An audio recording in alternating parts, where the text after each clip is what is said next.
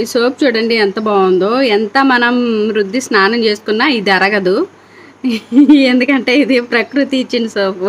చూడండి ఇది ఎంత బాగుందో, చాలా బాగుంది కదా. మేడ్ ఇన్ నేచర్ ఇచ్చిన సోప్ ఇది. ఎంత అరగదీసినా కూడా అరగదు.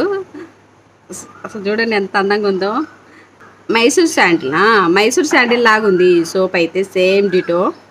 ఈ లేయర్స్ చూడండి ఎలాగున్నాయో. దీన్ని పగలగొడితే కొన్ని చోట్ల విష్ణు చక్రం అలాంటివి వస్తాయి కదా, అది దానిలాగుంది. కానీ సోప్ మాదిరి ఉంది, అచ్చం సబ్బు అనుకుంటే నమ్ముతారు అలా ఉంది ఇది. ఎంత అరగదీసినా కూడా అరగదు.